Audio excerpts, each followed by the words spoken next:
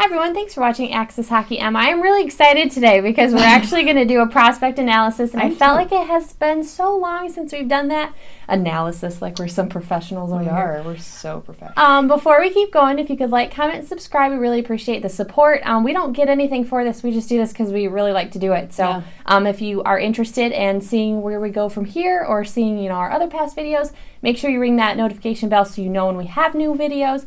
That will be really helpful to you. But today we're going to talk about Albert Johansson, and we're really excited about him. Yeah. We've talked about him before, but today is going to be a more specialized look into him. We're not going to talk about anybody else except him. So let's get into it. Yeah, so long time, no prospect talkie, really. It's been I don't know why. It's just been a weird season. A lot of things kind of come up. But with Albert Johansson, this is his rookie season with us. We signed him to an ELC a couple seasons ago. He made his debut with the AHL, Grand Rapids Griffins. That's what we're talking about. That's us. He's had 10 points in 42 games as a defenseman. So he was a second-round draft pick in 2019. I know I just kind of went all over the order with that. It's okay. According to my notes, you don't know what they look That's like. okay. They're a mess. But we've been really, really happy with his production and overall growth this season. Yeah. So he came in, and we weren't really sure what to expect. We just had video of him, just like all of them. And he seemed, smaller, perhaps a little...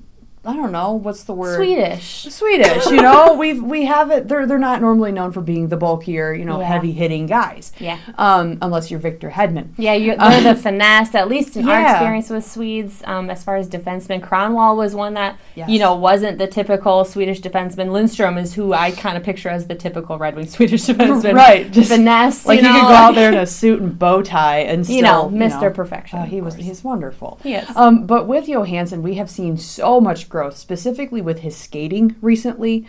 Just in the last, I would say, he's played 42 games with us, I'd say since like game number 12. His skating has really taken off. He's very sharp. He's very decisive. He knows exactly where he wants to be and knows exactly what he needs to do to get there. He doesn't waste energy, which is excellent to see. Yeah, I think something that I've noticed about Johansson since the beginning is he's a very no-nonsense, not emotive player. And that is not a bad thing. That's not knocking at him at all, because I think it leads into his confidence, and he has started to play with a lot more confidence, and I think that that's just his play style anyway. He's very, like I said, he's very intentional. He's not emotive, so things don't rattle him very often, as much as like a, that's what you get. That was a bad choice. Yeah. But he's very good along the boards. That's one of my favorite spots to watch him. He isn't afraid to hit. He's not like a hard hitter, but he's not afraid to get in there, and he has a high compete level, and I'm very excited to see that. So that all kind of goes into his confidence and how he plays, and of course that kind of spills over into everything else, into his puck control, and like I said, his board work. But this has been... I would say I started to notice him pretty quickly on. It's easy to compare him to the other rookie defensemen that we have right now in our system playing with the Griffins, and I think that that's kind of what led my eye to him, because I think he does play with a little bit of a spunk and a little bit more of a spark than I've seen in a new defenseman recently. And so that was something that I was like, ooh, it caught my eye right away, because he's very good playmaker. Yeah. He's very good at seeing the play developing. He's very good at puck control and getting it, power play, penalty kill, all that stuff that he needs. And he's just been growing in that for sure. Another thing which we noticed about Johansson, I'll link the video we did when he shortly after he got drafted and when we signed him to the ELC. But he is a very almost business-minded, where Janae said he's not emotive, where it's not something where, he's going to get super emotional about a play or post-game, something he screwed up. He knows what he did. He might be in himself. Oh, yeah, in himself. But and not to say he's self-deprecating, but he focuses and knows that this is the game I'm in. I know what I need to do, and I'm going to do that. He's very good at kind of laying out what I think his execution or game plan, if you will. One play at a time, one shift at a time. Exactly. I think that's very much Johansson, and in a good way. Yeah. Like, not in a, he doesn't have any, future, goals or anything. I don't think that's the case at all. He's got them. He just... And I don't even know if it's intentional that he seems to play that way, but something that Rachel and I, we were trying to whittle down what it is that's different about Johansson than we've seen in prospects coming up before, and it's that he's a very independent developer, if that makes sense. He's very much in himself. He's not reliant on the veteran defenseman, the leadership. We always talk about how important that is, and it is important. I don't think we have the core veteran defense that we used to have or that we have had in years past. But I don't think that that's affecting him at all because he's very much a self-motivated. Yes, a self-motivated player. And this is all just based on what we see and how the games go. And just the fact that, when I'm between the benches, it's very much, okay, my shift. And he goes out there, he does his job, he comes in. He does his job, he comes in. And I don't know. I think it speaks to him being an independent developer where he's not reliant on a lot of people. He's in himself competitive enough against himself to, produce good results. I think with that too, and it could easily get, I think misunderstood that by him being so independent, that he's so fiercely that he's not a team player. That he's not a team player, does not take correction or leadership. He does. Yeah. There are definitely those moments where you've seen him taking leadership, taking guidance. He's often with Brian Lashoff. With those training moments where it's like, okay, check, you got it. And then he just goes on.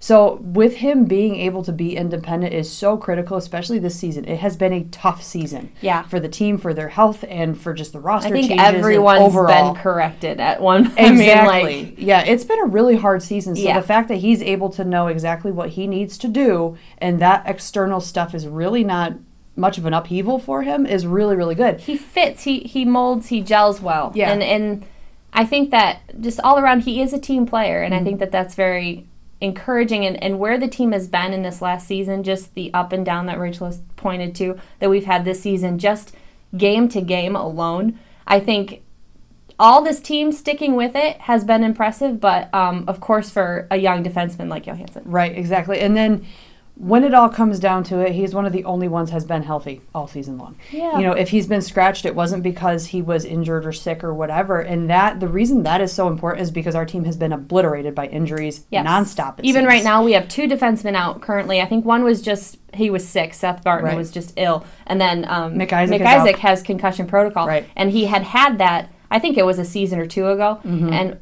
it's hard to get rid of that stuff. So it's hard to hear that because it's like, darn it. Like it's an opportunity for the others. But even with the other rookie defensemen we've had, you could visibly tell they had their mental battles like crazy. Sure. Their physical battles. Which is understandable. It's very understandable. But Johansson has seemed to, handle it well. Handle it well mentally, but also physically. He has not had any major injuries, knock on wood. But he's been able to kind of absorb and learn how to adapt in a much more physically very well, I think. And that is important because that's going to give him a leg up with these other defensemen back. He's going to get that opportunity because he's proven to be healthy, productive, and efficient. And I think he's going to push, of course, other defensemen. Yep. The physical part of the game is so important, especially right now, considering when you see you're playing against a team that's very good. And, I mean, in any team, really. I think that if you bring out the physical game, it's hard to play against that. And so I really think that I like the skill, of course, of our defensemen, but I really would like to see some good hitting. Yep. Not cheap hitting, not Finish cheap fighting. Checks. I want to see physicality, where you want to go get that puck. And you want to get it to a point where you can score, or you can get your team, and you can get it out of the zone. Like, I would just want to see that hunger, I guess, and I think that Johansson exhibits that. And, like, you look at the NHL, this is their ultimate goal. Yeah. The NHL, you don't invite people over for tea. You wail on them on the boards, and you get the puck out. And I think Johansson's not a tea drinker. You can invite them to tea. You go to the All-Star, and then you invite everyone over for tea and then you're all friends again. Exactly, until the next game. Yeah. But I think overall, Johansson has been a very impressive prospect this season. Yes. There was a lot of people when he got drafted like, oh, look out for him, wait for him. I wasn't really sure what to expect, and I think so far we have been very pleasantly surprised. Tell you what, though, if we draft another Swede this year, I'm going to swallow my bonnet. I love them. They're great. We've got some fam, but it's just... We need... Sometimes it's hard to get that physical game in there because the SHL is not. It is a gentleman's league. And then you come over to the AHL and they're probably like, oh my word. Like, barely! Get off me, Pretty much. But yeah, all around, Johansson has been very impressive this season so far. And I do think he will take a couple of years of development. Yep. I don't see that being a problem. No. I think that he will just get better and better. They might give him a sooner opportunity like they have been. Yeah. I mean, those doors open. If he's ready, then, he can... Or if he can be ready, like Berggren just kind of like kicks that door down, I miss that kid. I know. But anyway, that's kind of our 411 on Albert Johansson. So let us know in the comments if you've been able to watch him this season or if that's someone that you're going to, keep an eye on now that you've heard more about him. Let us know if you think we've missed anything or if there's another prospect you want to hear about next week or in the coming weeks. I believe we're going to be talking about Simon Edvinsson, another exciting prospect for the Red Wings. So And take a look at the website later this week for features. And we are going to do some upheaval. We're going to do some updates to the website. Yeah. There's going to be some things changing. Yeah, so www.accesshockeymi.com is where you will find all of our stuff. And yeah, again, let us know in the comments anything you want, really. Yeah. And we will see you guys next time. Bye.